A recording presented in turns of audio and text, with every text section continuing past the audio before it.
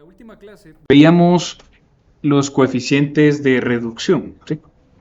Entonces, ¿qué es lo que pasa cuando nosotros teníamos una aceleración sísmica? Hablábamos acerca de que teníamos que considerar, basados en nuestro sistema estructural sismoresistencia, va a generar ductilidad. Ese es nuestro método de disminución de aceleraciones. Entonces, ¿qué es lo que pasa con ello? Nosotros, al momento de que, como concluíamos la clase anterior, si contamos con menor aceleración, pero en la misma masa, por lo tanto, por ser directamente proporcional, vamos a tener menor fuerza inercial, ¿sí? Entonces, son herramientas que la norma nos permite para generar estructuras más óptimas. ¿Por qué no utilizarlas y aprovecharlas? Como veíamos la última clase, esto lo que nos va a permitir es un ahorro considerable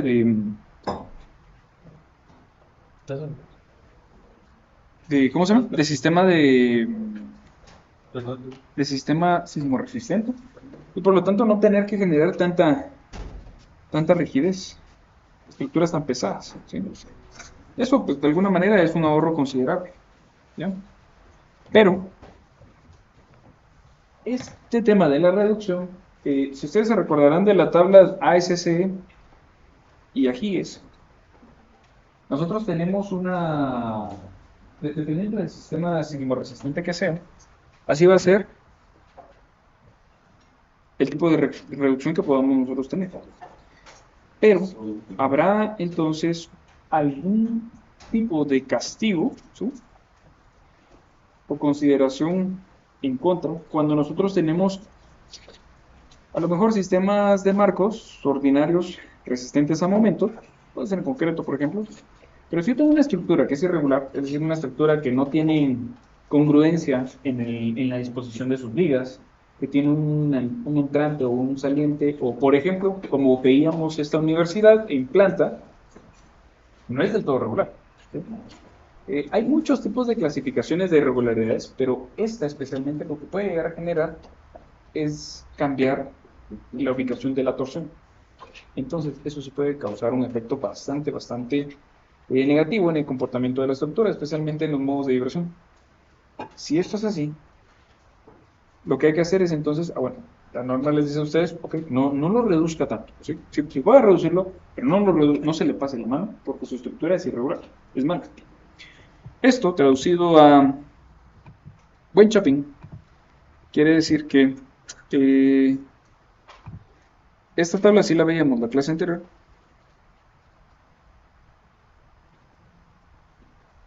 pero si nosotros deseamos revisar algún tipo de estructura como la que vemos, perdón, en pantalla, tenemos varios escenarios que son como los críticos ante esas irregularidades ok, no, esto no está bien colocado, ¿sí? Sí, no los habíamos visto, ¿verdad? No, eso no. Perfecto. ¿Qué tanto pueden influir nuestras irregularidades o la redundancia estructural, que ese es otro concepto que hoy vamos a aprender? Redundancia estructural.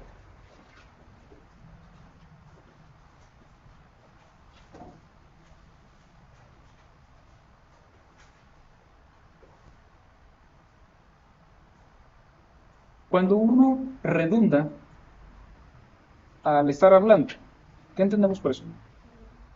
Que se repite, ¿sí? Entonces, si uno tiene redundancia estructural,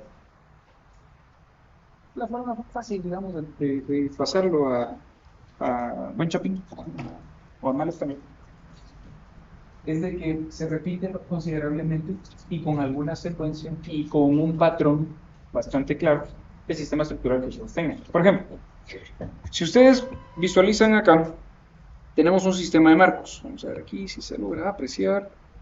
¿Sí? Un sistema de marcos que, digamos, esta escala. ¿Qué notan ustedes de diferente entre los ejes?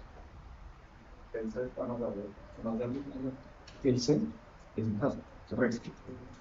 Eso, estructuralmente hablando, quiere decir de que por un entrepiso que varió en altura, porque crean, eso es lo que pasa.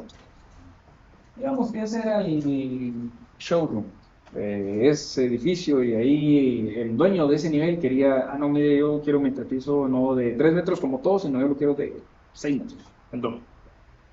El problema, solo con decirles eso, espero, es de que ustedes se imaginen, esas columnas van a ser bastantes veces. ¿Sí? Entonces, ahí es donde entra el tema de radio de giro, la efectividad por lo menos en columnas. ¿Sí? ¿Se recuerdan de eso? ¿Sí lo vieron? Sí. Quiere decir de que yo para tener la misma rigidez con una columna del doble de alto que con la siguiente nivel o el nivel anterior, yo debería tener una columna mucho más robusta. El problema de eso es de que la de abajo va a tener que ser igual de robusta, porque no puedo yo traer una columna de 60 por 60 y luego tener que ampliar una de metro por metro y luego volver a reducir, pues no puedo. Eso, de hecho, mataría este músculo, ¿sí? Y no cumplirían con el 6/5 del momento resistente, ¿sí? Bueno, ese tipo de cosas, para que uno no se complique, la norma les dice a ustedes, ok, eso lo vamos a clasificar como una irregularidad, porque usted no está teniendo redundancia. Si todos los entrepisos, las alturas, perdón, entre pisos A, B, y D, E y F, fueran, por ejemplo, 3 metros, esos sí son redundantes. Dicen lo mismo, o sea, miden lo mismo. ¿Sí? En cambio, el C no. Entonces, cabalmente porque no quiere la norma que alguien que no sabe diseñar se salga con la suya, aparece un término que necesito que dominemos desde ya y lo vamos a aprender a calcular más adelante cuando terminemos de ver sismos. Pero desde ahorita es importante que ustedes sepan qué tanto nos puede llegar a influir. ¿Sí? ¿Dónde nos pega o dónde nos castiga directamente en el factor de reducción? Si nosotros antes podíamos reducir la aceleración sobre un R de 8, por ejemplo, eso es bastante ganancia. Le bajo un octavo a la aceleración. Pero lo que hace el hecho de tener una irregularidad, porque, por ejemplo, ese entrepiso de ese lo que voy a tener es una irregularidad tal. O sea, si yo tenía modos de vibración uniformes y así bien bonitos y el periodo del edificio estaba bien chilero, ahí se arruina. Eso lo amplifica, generando una amplificación de modo de vibración y por lo tanto una amplificación de fuerzas. Entonces, si alguien trata de modelar algo así, en ese nivel lo que va a pasar es de que la fuerza sísmica se le va hasta las nubes. Y por lo tanto, los siguientes niveles ya salen muy caros. Hay que diseñarlos demasiado resistentes. Y no se digan los de abajo, hay que diseñarlos todavía más resistentes para que no permitan que desplace el nivel que está más alto. Entonces, ante ese concepto, existen o aparecen varias irregularidades porque no pueden existir solamente en elevación, también pueden haber en planta. De tal manera que, por ejemplo, vamos a ver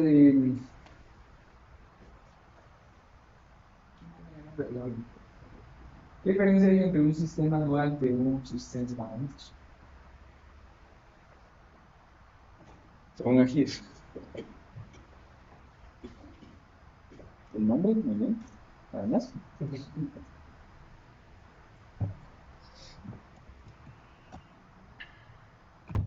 Entonces, para tener claro la diferencia entre un sistema combinado y un sistema dual, es de que ambos pueden, obviamente es una combinación entre muros resistentes y sistemas de marcos.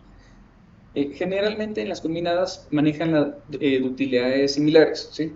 Si yo tengo baja utilidad en muros, tengo baja utilidad en marcos. Si tengo alta, tengo alta acá también.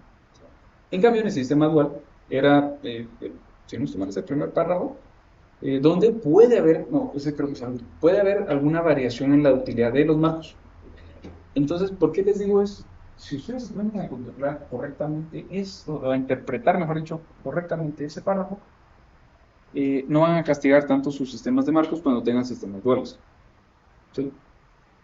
Yo sé que ahorita cuesta un poquito visualizarlo porque uno mira y eso es un muro con marcos igual que el otro. Pero a nivel de distribución de fuerzas, ahí van a notar ustedes la diferencia. Especialmente cuando ya generemos modelos y veamos cómo va la distribución. Igual aquí vamos a ver algunos modelos, no es de que ustedes lo vayan a hacer, Eso todavía no.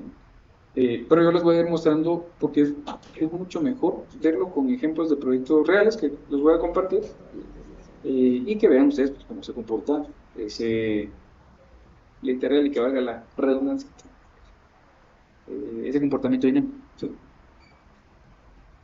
Pero si ustedes tienen sistemas duales, lo que pasa esencialmente es de que los muros sí o sí se tienen que llevar por lo menos 60% de la fiesta, ¿verdad? Sí. Muy bien. Entonces, a sabiendas de eso,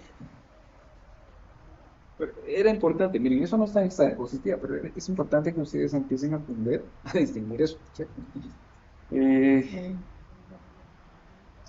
Digamos que previo a este curso debería haber un curso que se llamara Diseño Estructural. Ya uno viene avanzando. Pero aquí lo vamos a absorber, no hay tema. Bueno, miren, ¿qué pasa? Si ustedes tienen un sistema combinado o un sistema dual, puede ser que donde esté el puntero, a lo mejor ahí, eso es un volumen que representa una pequeña elevación, ¿verdad? Una estructura. Puede ser que donde está el puntero, a lo mejor yo tenga muros. Entonces va a ser un sistema dual, porque se está dando una buena parte de la plaza lateral. Y puede ser que como yo tengo marcos en los otros sentidos, y como puede la norma o me permite la norma tener diferente tipo de ductilidad, puede ser que los marcos que están en mi eje extremo, yo le permita más utilidad. ¿Por qué? Porque me quería ahorrar un poco de dinero y mis derivas están dentro de la permisiva. Eso siempre les va a gobernar. Ya nunca les expliqué la diferencia entre las utilidades. Creo que nos quedamos en una clase, ¿no? No, digo, sí, ¿no? No. Bueno, vamos a ver eso más adelante también, pero independientemente del tipo de utilidad que ustedes vayan a tener, las derivas son las que ubican. ¿Sí? Las derivas, digamos, es ese último proceso que uno hace en su chequeo y miren, todo puede estar re bien, pueden haber cumplido con mis 6 quintos, que ya saben, sus chequeos, combinaciones de resistencia, irregularidades, reducción, sismo, todo va re bien, va nítido, ya está aprobado por el arquitecto y el cliente, que mejor, y de repente se les desplaza 5% más en derivas. Lamentablemente eso hace regresar a lo mismo. Y a veces, con tal de controlar las derivas, uno lo que tiene que hacer es o subir muros, o subir sistemas de rigidez, o características de ese tipo, y eso sube el costo. Entonces, lo mejor es tener una buena redundancia estructural. Si ustedes tienen una redundancia estructural, no les va a pasar características como estas, porque, por ejemplo, puede ser que donde nosotros tenemos acá, vamos a ver si me sale ustedes, la esquina que está aquí en color rojo, ¿sí? Digamos que aquí tenemos, perdonen ustedes, creo que me va a salir, pero imaginen que este volumen es como un muro, ¿sí? Y sucede que, ¿cómo podré cambiar esto? Uy, disculpen.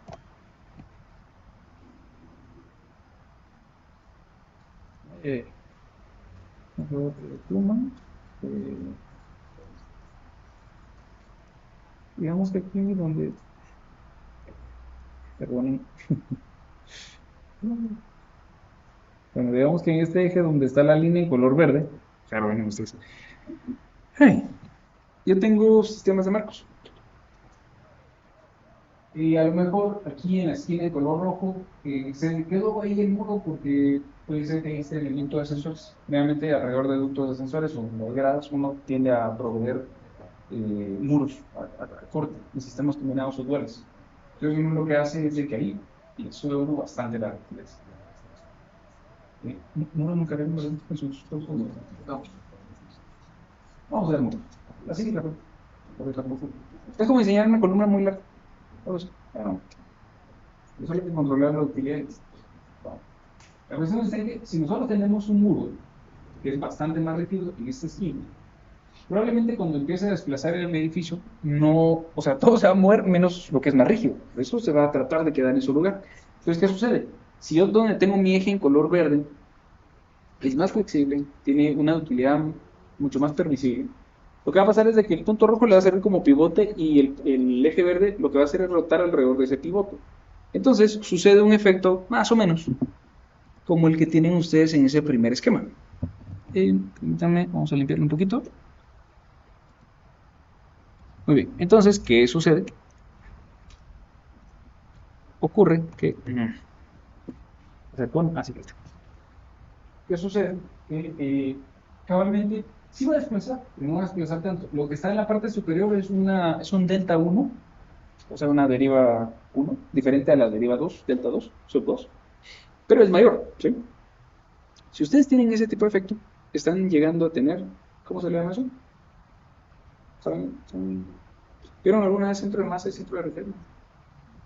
¿Sí?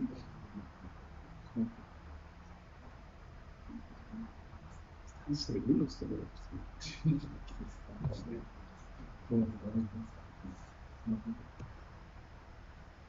Es que, bueno, les soy bien sincero, no sé en qué curso lo podría haber visto, pero eso,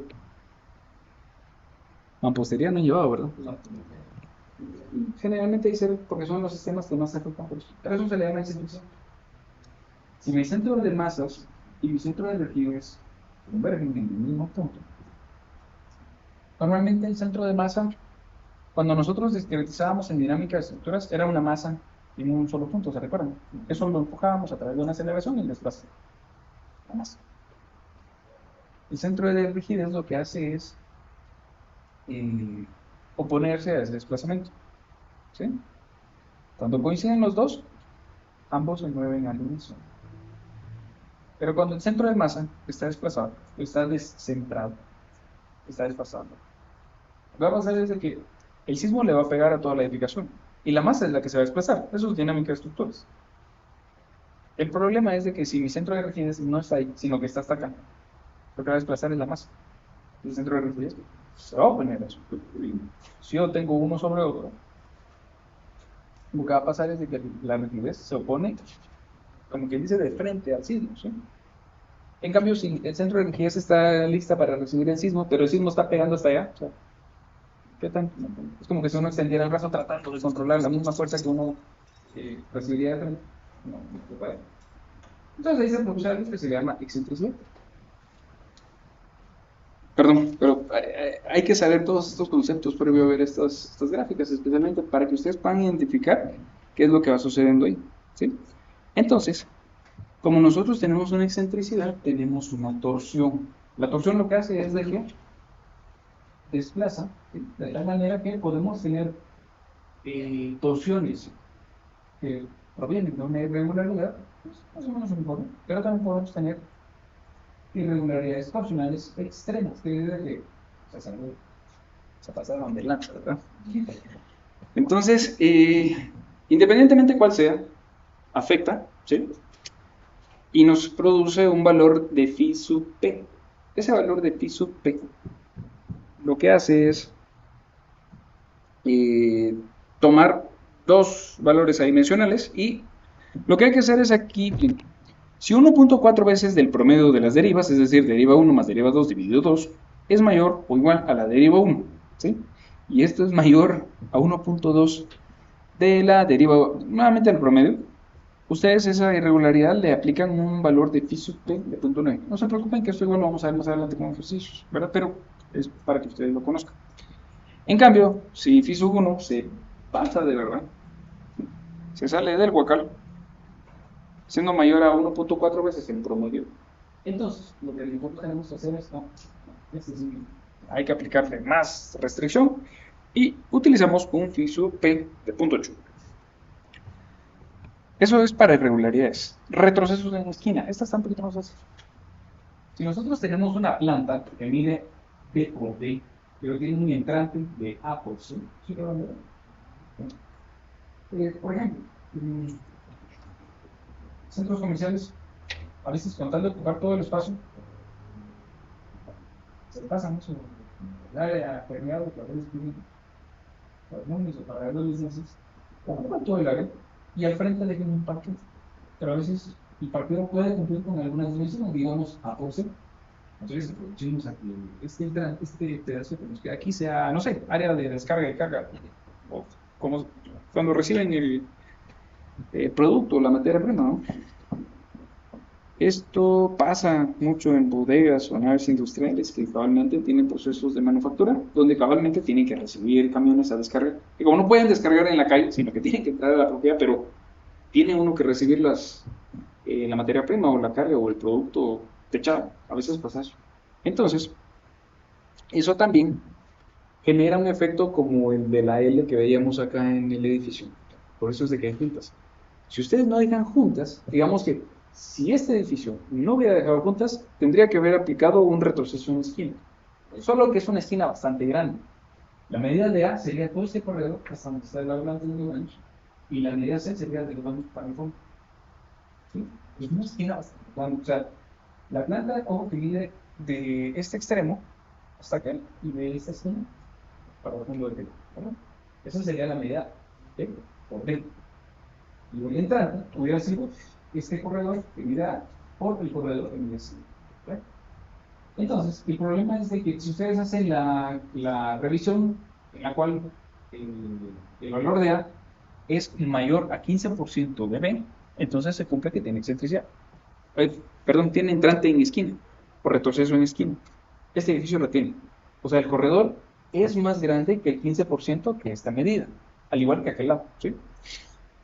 Entonces, para evitar eso, que era lo que les decía al inicio, por eso hicimos nuestra visita técnica. Si uno logra cortar ahí, lo que va a tener uno al final de cuentas son dos cuadrados. ¿Por qué no les va a aplicar esto? En cambio, si no se hubieran trabajado conjuntas, entonces hay que aplicar nuevamente un valor de phi sub p igual a 0.9. ¿Sí?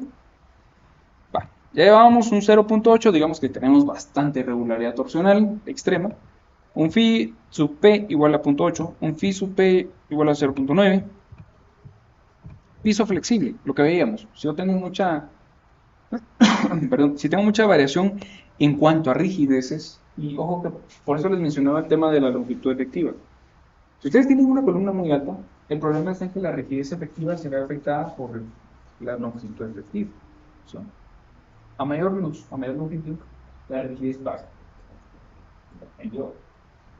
Entonces, nuevamente pueden hacer una serie de cálculos para verificar en qué grado están, pero lo peor que les puede pasar es de que tengan ustedes algo que se le conoce como piso flexible o piso flexible extremo. Quiere decir de que a lo mejor el archi no dejó mantener, hacer ese cambio de secciones de columna y no, las mismas columnas de 60 por 60 se van en el entrepiso ese que tiene centímetros de alto.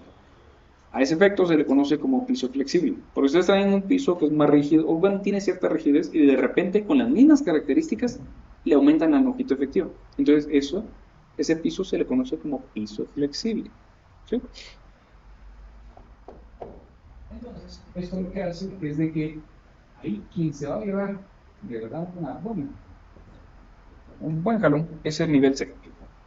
El pobre se va a ir triste. Y también podemos tener irregularidades en cuanto a diafragmas. ¿Puedes explicar qué es un diafragma? ¿No? No, fue más posterior, tiene razón. Perdón. Cuando ustedes tienen un entrepiso,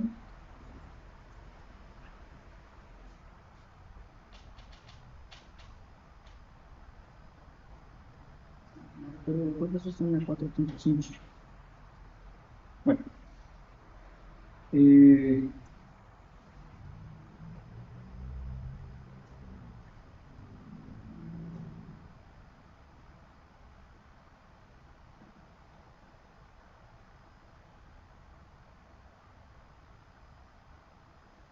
una estructura tipo cajón.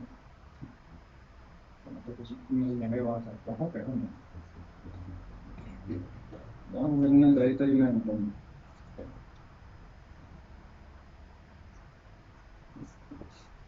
La cuestión está en que si uno tiene, digamos, una vivienda sencilla, dos niveles, dependiendo de cómo vaya a ser el techo, entonces,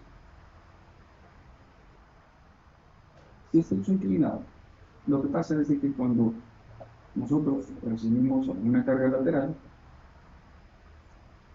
lo que vamos a hacer es reducirla de tal manera que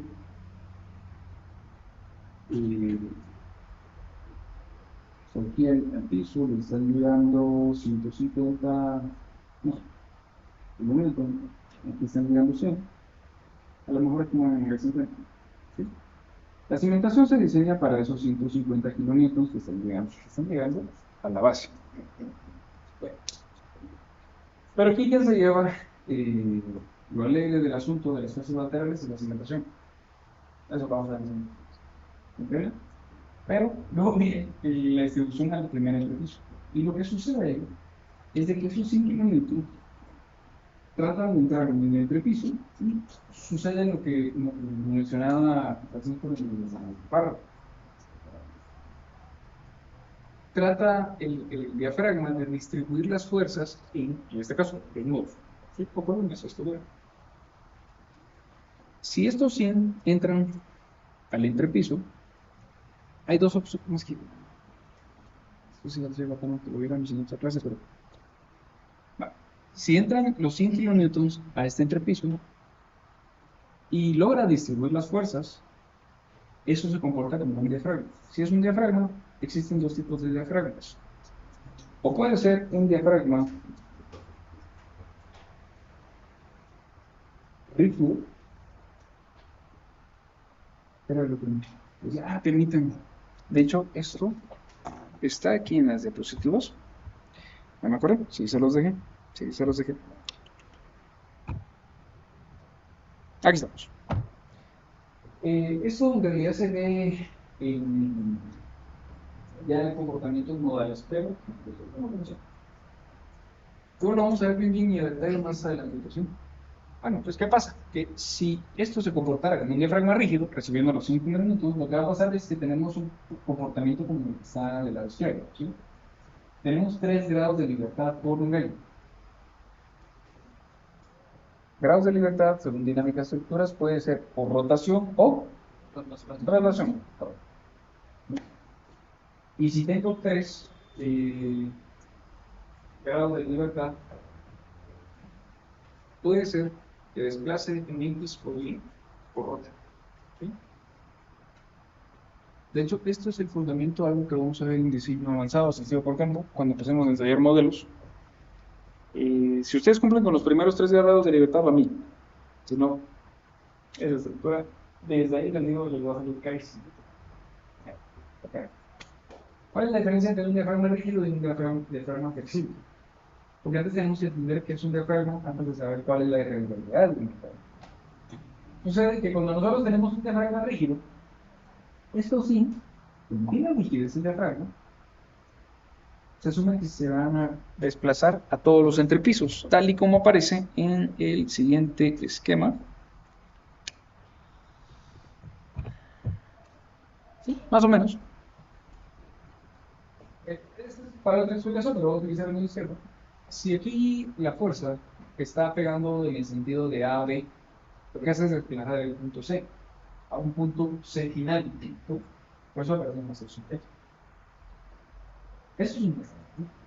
En cambio, un diafragma flexible lo que hace es de que si mis columnas, ojo, están encontradas, aquí está A, aquí está B, estas originalmente son mis columnas. Y este es mi diafragma. Por eso, un diafragma rígido es muy semejante a los ejemplos de resistencia material de una únicamente rápido. Entonces, esa no se deforma. Por lo tanto, en el primer escenario, estas dos se deforman de esta manera. Produciendo entonces que la línea discontinua sería entonces un diafragma rígido. ¿Sí? En cambio, puedes sostener el segundo escenario, donde yo tengo el punto A y el punto B, están encontrados siempre, están encontradas siempre las columnas, pero cuando es flexible, lo que pasa es la elástica. ¿Bien?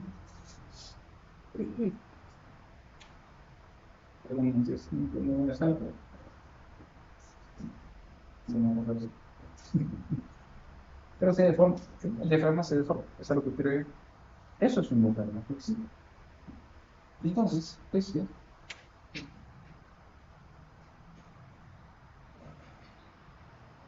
Eso lo vieron en análisis estructural, ¿verdad? Puntos de inflexión.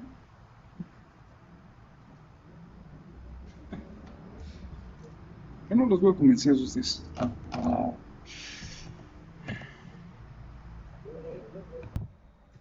Por ejemplo, si Si ustedes tuvieran un marco sencillo, imaginen como el que tenemos acá, y literal, estos dos de estructura, pues es lo que ocurre.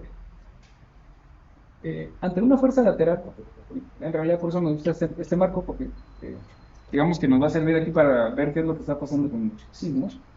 Pues, lo que va a suceder es de que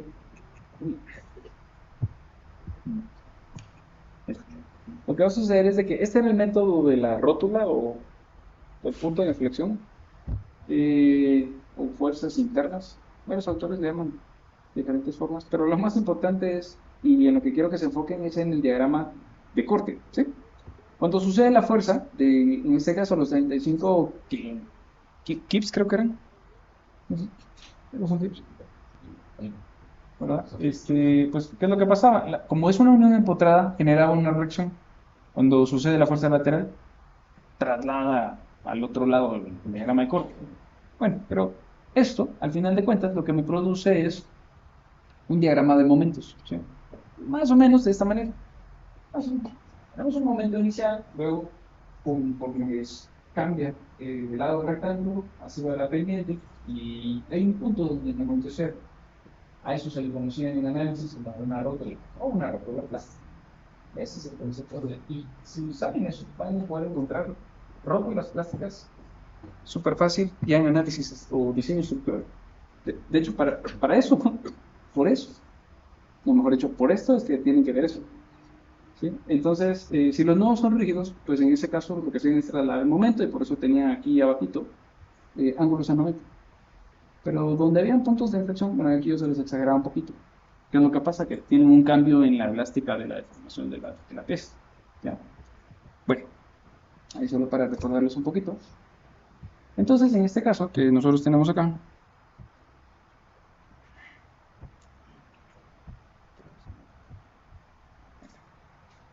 entonces en este caso, justamente acá, si el diafragma es rígido, se desplaza completito. Y normalmente,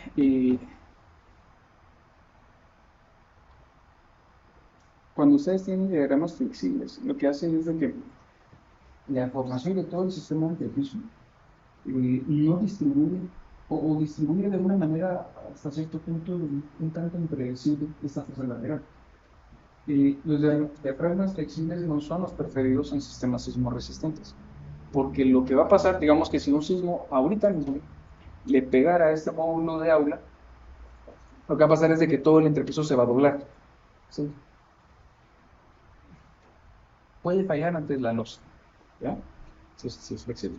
En cambio, si es rígido, lo que va a pasar es de que empiezan a aparecer grietas, andigas, columnas, pero el entrepiso pues va desplazándose de algo así como está diciendo. Entonces, si eso es así,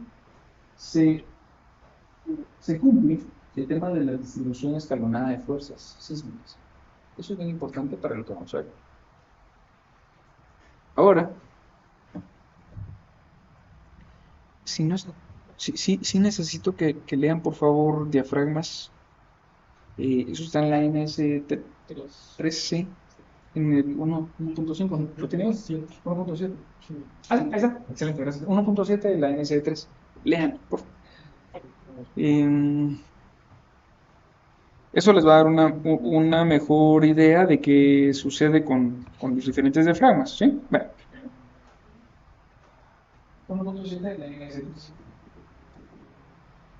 Como digamos, nosotros buscamos no tener diafragmas flexibles. No queremos que pase eso. Queremos que ocurra eso en estructuras. Entonces, como sabemos que los diafragmas rígidos son los que se van a encargar de distribuir en todos los muros o todas las columnas que estén cargando nuestro sistema, lo que va a pasar es de que, ¿qué pasa si a ese sistema o a esa pieza que se encargaba de distribuir todas las fuerzas, usted le dan un gran boquete? Lo que va a pasar es de que no las va a distribuir uniformemente, sino que va a haber una falla antes en el entrepiso o en el diafragma rígido, que sea rígido. Pero si ustedes generan una irregularidad tan grande como, por ejemplo, vean ustedes acá, en el primer inciso tenemos un diafragma que originalmente medía A por B. ¿Sí? De hecho, ese problema tenía en los edificios de la ciudad. No sé si alguna vez han entrado, pero o sea, son un gran cuadro y al centro es un gran espacio de paz. La próxima vez que vayan, solo dan estas fechas. Ubican dónde están las sombras, si es que tienen. Y me cuentan, ¿está bueno? Eh, o si no, vean el video ese que he estado seleccionando un montón de veces y me cuentan en dónde lo pongo. Bueno, pero ¿qué pasa si el encargado de repartir la fuerza horizontal no está al 100? No va a llegar la fuerza al 100. Entonces, si la irregularidad por la abertura mide D por C, siendo entonces C por D mayor a 0.5 por A por B, es decir, más del 50%. Lo que pasa es que ahí ya no se logra cumplir esto, ¿sí? Porque antes lo que va a suceder es que va a fallar. Es decir, aquí, ese gran objeto, lo que va a hacer es, si quieren columnas, estas las va a quebrar acá. O no, cualquiera. Porque antes del diafragma trasladar toda la fuerza lateral, termina fallando donde encuentra un eslabón débil, digamos, del diafragma. ¿Sí? ¿Me doy a entender?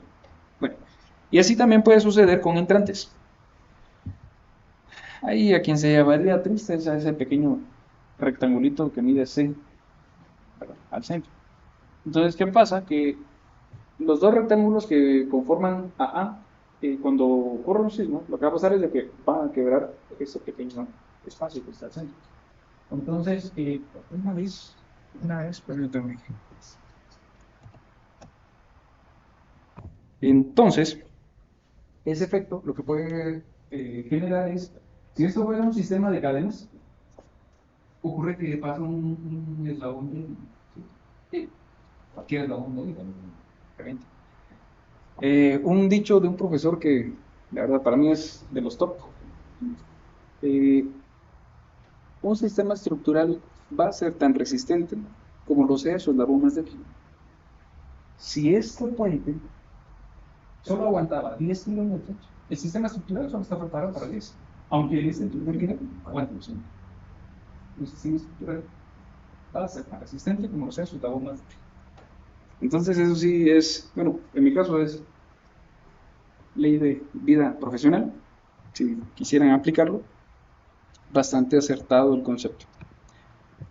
¿Correcto? Entonces, ahora ya para ir finalizando, ¿qué sucede?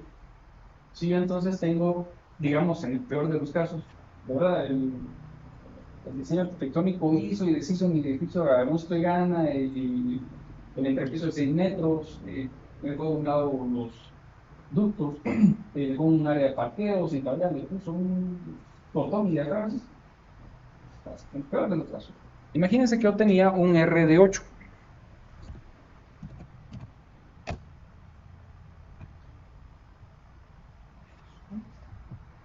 Permítanme.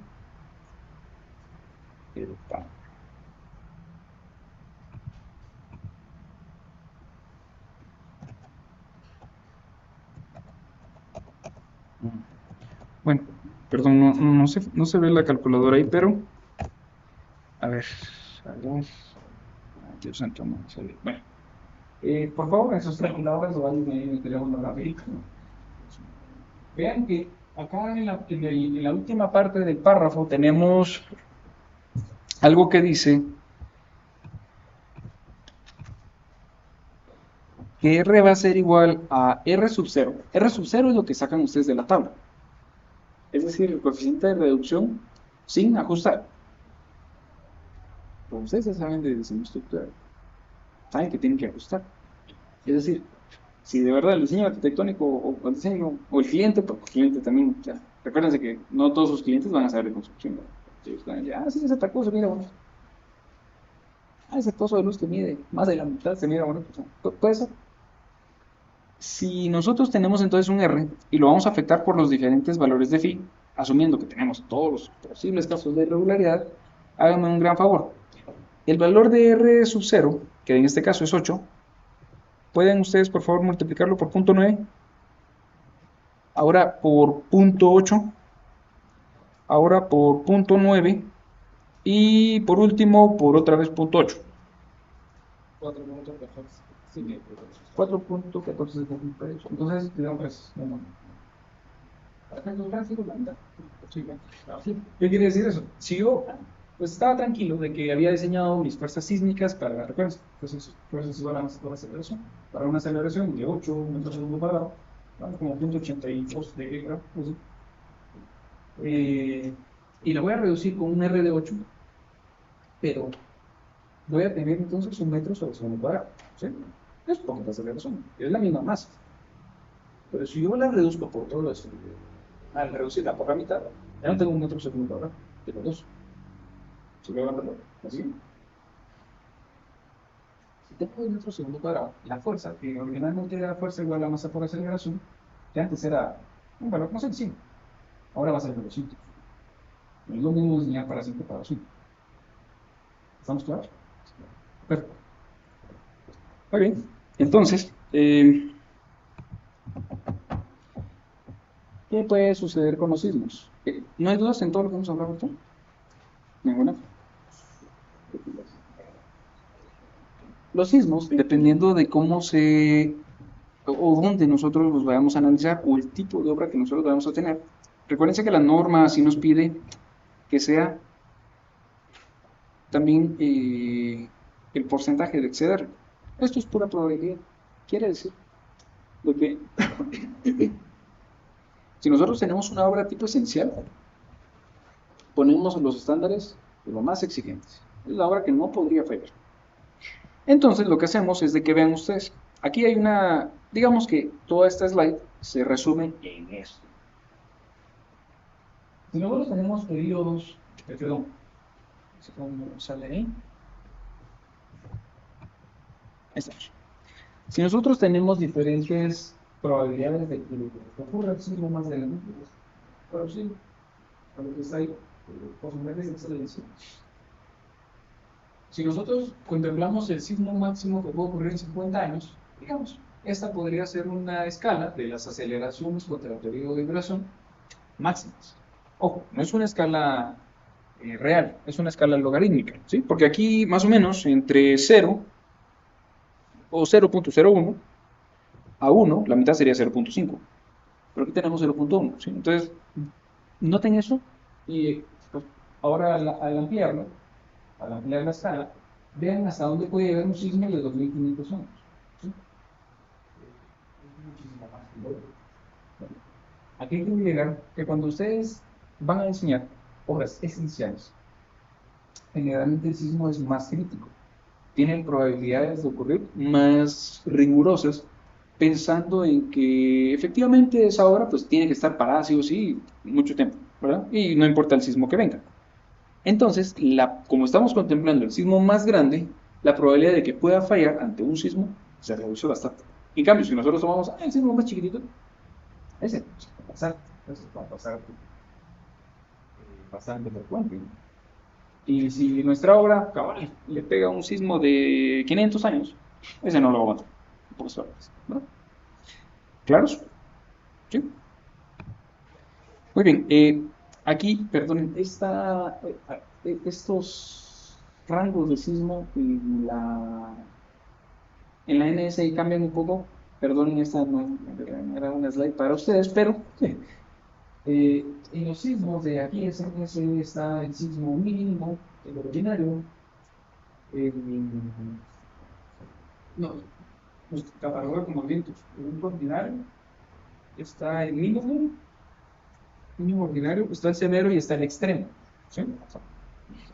Esos cuatro niveles siguen el porcentaje o la probabilidad de excedencia. Un sismo extremo es el de 2500 años. El severo, más o menos va por los 750. El ordinario es el que ocurre cada 50 y el mínimo es el que ocurre si no está mal cada 10. Ahí está especificado en la norma. Esta slide solo tenía 3 categorías, pero es porque no está basada en la NS. Y ya para finalizar esta parte, también se puede calcular el periodo de retorno y probabilidad de excedencia a través de una ecuación logarítmica. en la cual nosotros tenemos los periodos de retorno, como cuando ustedes calculan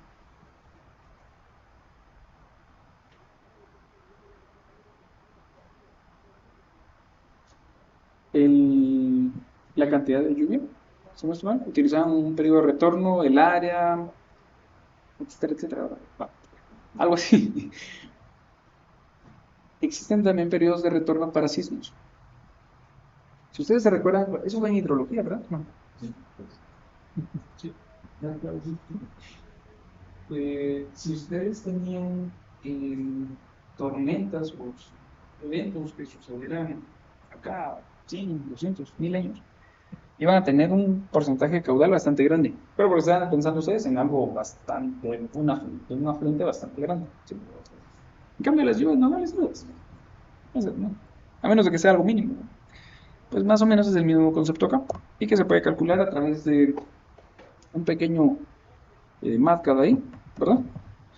En el cual pues, se puede relacionar el sismo de diseño contra el sismo de servicio, pero de eso no se preocupen que ya lo vamos a ir calculando, ¿sí?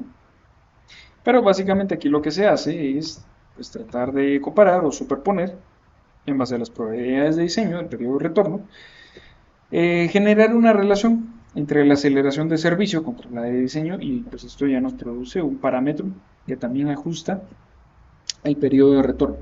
Pero la ventaja es de que aquí no pide esto, sino que nos lo da de una vez de cajón cuando, si no está mal, Edward, sí, ya encontramos a ver, signo avanzado, yo creo que esto ya lo habíamos visto la vez pasada.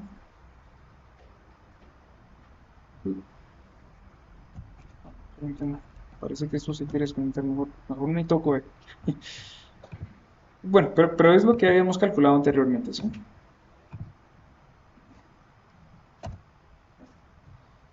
Muy bien, entonces, periodos de retorno y probabilidad de...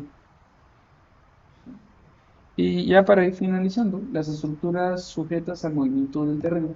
Lo que va a pasar es de que, claramente, miren, esto pues, es un poquito más de fundamentos de dinámica, pero, bueno, en realidad está pensado ahí para los otros compañeros de la otra sección.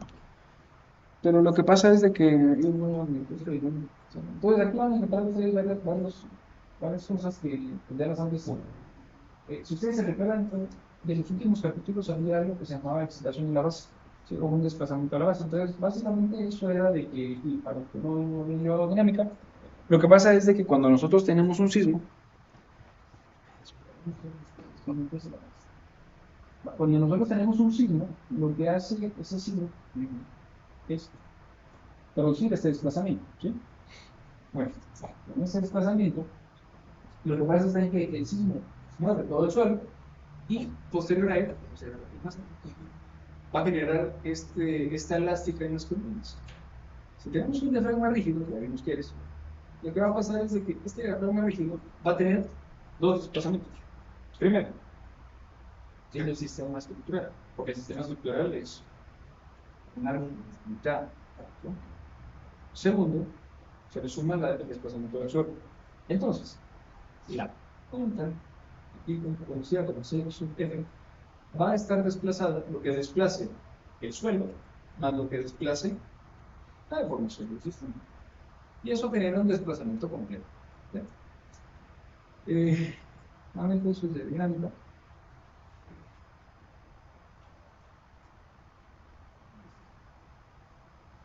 Y pues básicamente, ustedes ya, esa es una gran ventaja, que ustedes ya conocen el tema del modo de vibración. Pues más o menos recordándoles para los que no lo han visto, lo que pasa es que cuando yo tengo un sistema de mapa, que son rígidos, yo puedo discretizar todo el entrepiso. Y era el ejemplo que les ponía a sus compañeros. Por ejemplo,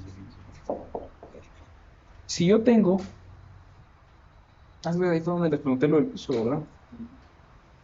Eh, el ejemplo que les ponía a sus compañeros es, si no es mal, creo que algo así, ¿no? Para poder integrar el peso de este entrepiso, pues tengo el espesor de losa y la cantidad de pisos, o el piso colocado sobre este entrepiso. Y yo les preguntaba, ¿cuántos cuadritos de piso creen ustedes que tenemos acá? Algunos decían 100, 200, 1000, lo que sea. Entonces yo tengo dos formas de trabajar ese peso. O ya sea bien a través de un área tributaria, yo mido acá lo que tiene esto y le sumo el espesor del concreto y obtengo un solo valor, que es el peso. O me pongo a pesar cada uno de los pisitos, lo voy integrando. Obtener ese un solo valor que me representa n cantidad de pisos es discretizar, solo que no inversa. Cuando yo discretizo, lo que hago es tomo todos estos pisos y los consigo en un solo valor, un solo peso. ¿Sí? Ese peso es el que estructuralmente a mí me sirve para modelarlo. Acá, ¿sí? Este puntito. Yo digo, el puntito o el centro del electrón, si quieren más, se va a desplazar cierta cantidad, que es el desplazamiento entre el círculo blanco contra el rojo. ¿Ya? Entonces, ese desplazamiento lo que me va a producir es un efecto muy parecido a como si yo estuviera el sistema de Marcos compuesto de las dos columnas más la rigidez de la viga, la puedo idealizar como una rigidez unitaria también. Entonces tengo una rigidez, tengo una masa, tengo una altura, y lo que desplace ella pues va a ser la forma en la que va a vibrar.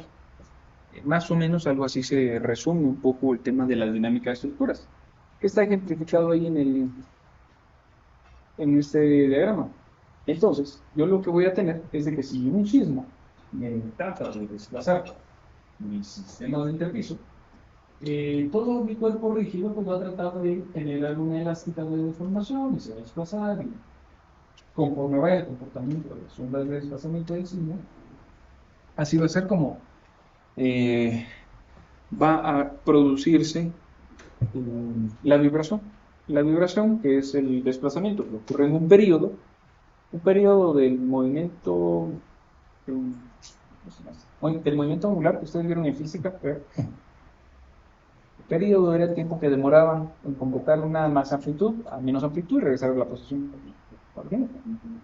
Ese periodo, aquí hay que traerlo de vuelta. Es el tiempo que demora el edificio en desplazarse a más amplitud, que aquí se llama deriva, regresar a la posición inicial, irse a menos amplitud, que es menos deriva, y regresar a la posición original. Eso es un periodo. ¿Sí? Bueno, chicos, eso sería todo por hoy.